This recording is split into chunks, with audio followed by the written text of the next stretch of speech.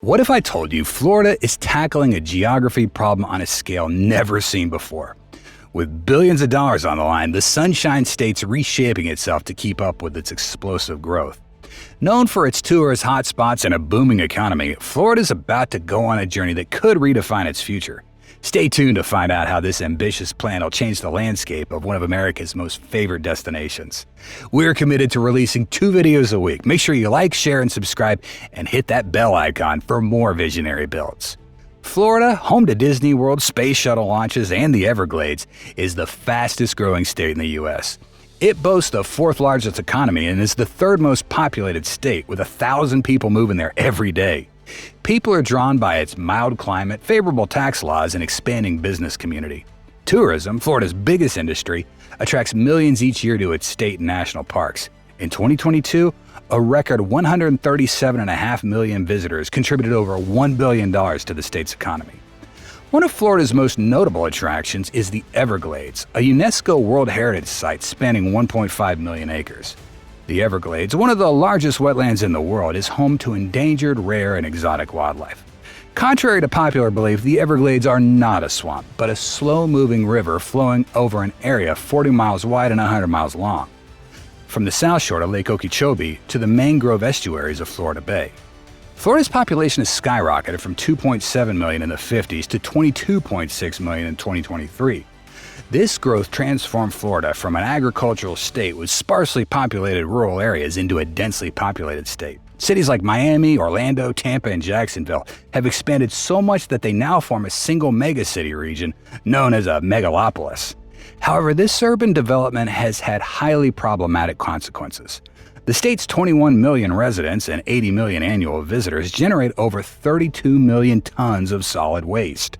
Increasing landfill space has become an issue, with costs rising from $400,000 per acre in 1959. Although Florida aimed to recycle 75% of its waste by 1969, achieving this goal has proven challenging. Pollution and waste management are ongoing concerns. In 2010, Florida had 44 federal Superfund sites, 101 brownfields, 13,527 petroleum cleanups, and more than 3,000 other hazardous waste sites. The shallow water table puts drinking water at risk. Phosphorus mining, essential to the local economy, poses environmental risks due to tailing pond breaches and contamination from phosphogypsum. In 2021, a dam breach at the Piney Point phosphate plant led to significant contamination in Tampa Bay. Florida's soil is naturally high in phosphorus, and combined with fertilizer use, this has led to excessive phosphorus in water runoff. Consequently, the state's implemented regulations to limit phosphorus-based fertilizers in certain areas. Climate change is another critical issue. Florida, often described as America's ground zero for climate change, faces increased flooding due to rising sea levels and the threat of more frequent and intense hurricanes. A majority of Floridians believe in anthropogenic climate change, with about 2/3 acknowledging it as of March last year. However, political division remains, with Democrats generally agreeing on the issue while only half of Republicans support teaching climate change in schools. Some communities have started implementing climate change mitigation strategies, though statewide efforts are hindered by political challenges. On top of that, Florida is dealing with unprecedented flooding, water contamination, rising sea level, coastal erosion, and a surge in devastating storms. These issues threaten not only its tourism and leisure industries, but also its very existence. Florida's unique wildlife thrives in an environment crucial for providing drinking water, preventing floods, and coping with sea level rises and saltwater intrusion. However, leaky septic tanks and fertilizer runoff from lawns and farms have contaminated the watershed, causing massive toxic algae blooms in the state's lakes, rivers, and coastlines. These blooms, some of the most potent natural poisons on Earth, can take many forms, from red tide to clumps of brown gunk to serious blooms that turn the water green or bluish-purple. The latter releases a toxin called microcystin, which scientists have linked to liver damage in humans. To address these severe issues, scientists, politicians, and water agencies are collaborating on extensive river, floodplain, and wetland restorations. This massive project, aiming to renaturalize Florida's waterways, is estimated to cost over $10.5 billion and spans more than 35 years, making it the largest hydraulic restoration effort ever undertaken in the United States. Over the past century, human activities have disrupted the natural flow of water in Florida by dredging and draining its rivers, marshes, and floodplains to make room for development in agricultural farmland. Natural winding rivers were straightened and transformed into concrete channels running in straight lines. This process polluted the waterways, killed off the wildlife, depleted drinking water supplies, and increased the risk of flooding. Flooding in Florida isn't just caused by heavy rainstorms. It happens because natural landscapes have been severely altered. Winding rivers that spread out over vast plains used to absorb rainwater and soak it in the ground, recharging underground water reserves called aquifers, the main source of drinking water. By turning rivers into straight concrete canals, heavy rain events now lead to water overflow into urban areas, massively reducing the drinking water supply. A clear example of this is the Kissimmee River, the most important river in the Everglades watershed. The Kissimmee River, historically filled with twists and bends, would overflow into a vast area during the wet season, allowing slow-moving waters to filter nutrients and recharge the underground aquifers. This natural process supported Florida's primary drinking water supply. However, between 1962 and 1970, the Kissimmee River was dredged and turned into a concrete canal, shortening the 103-mile distance from Lake Kissimmee to Lake Okeechobee to just 56 miles. This straightening dried out 40,000 acres of floodplain below Lake Kissimmee.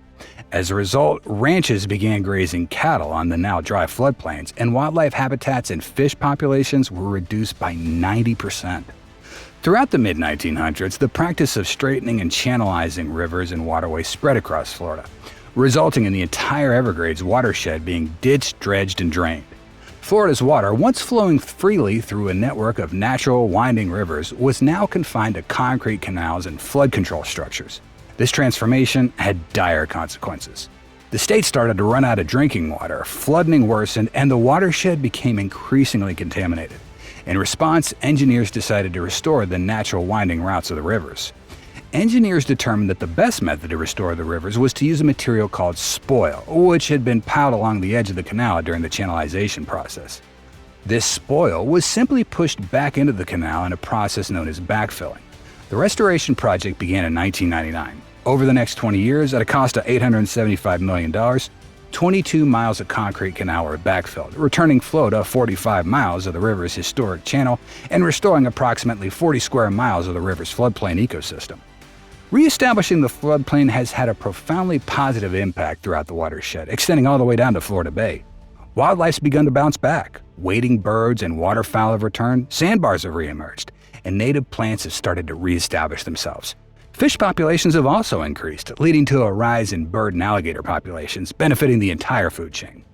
An essential part of this renaturalization process has been the removal of a road that was built across the Everglades, which blocked the natural flow of water from north to south. This road had significantly impeded the flow of water into the Everglades, disrupting the delicate balance of the ecosystem.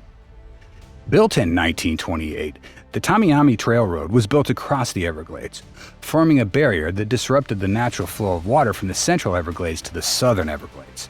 This disruption reduced water flows, increased wildfires, and allowed non-native plant species to thrive, while decreasing the habitat for wading bird colonies and alligators. To restore the natural water flow, the decision was made to remove the old trail road and reconnect the entire Everglades watershed. In March 2020, a project began to remove the old road. The worn-out asphalt was chewed up and hauled away, bridges were taken out, and the tangled vegetation that had built up on either side of the road was cleared. Now water flows freely once again, restoring floodplains for flood prevention and wildlife habitat. As part of this restoration effort, the Faka Union Pump Station was created. This new pump station moves water into previously drained areas to restore a 55,000-acre natural habitat, benefiting both people and wildlife. The pump station helps reduce excess water levels from the Golden Gate Estate's urbanization area, providing flood protection for residents by moving large amounts of water into a huge spreader basin, which also restores the floodplain habitat, benefiting wildlife. Extensive large-scale invasive species removal projects have also been undertaken. Areas overrun by invasive plant species have been cleared through controlled burns and excavation. Florida's subtropical climate and ornamental plant industries make the region particularly vulnerable to the establishment of invasive species, which adversely affect and compete with the natural ecology. Removing these invasive species is crucial to restoring the native ecosystem and ensuring the long-term sustainability of the region. The restoration of the Everglades is a massive endeavor that requires cooperation between engineers, scientists, and conservationists. The goal is to return the Everglades to a more natural state, where water flows freely, wildlife thrives, and the ecosystem functions as it did before human intervention. The benefits of this project are already becoming evident. Wildlife's returning, water quality is improving, and the risk of flooding is decreasing. These efforts are not only crucial for the environment, but also for the millions of people who depend on the Everglades for clean drinking water and protection from floods. Removing barriers like the Tamiami Trail Road and implementing restoration projects such as the Faka Union Pump Station are vital steps. These projects help reestablish natural water flows in floodplains while removing invasive species. As a result, the Everglades is gradually returning to its natural state, supporting a diverse array of wildlife and providing essential resources for the community. This ongoing restoration work ensures the health and sustainability of this unique ecosystem, safeguarding it for future generations. We're committed to releasing 2 videos a week. Like, share, and subscribe, and hit the bell icon for more visionary builds.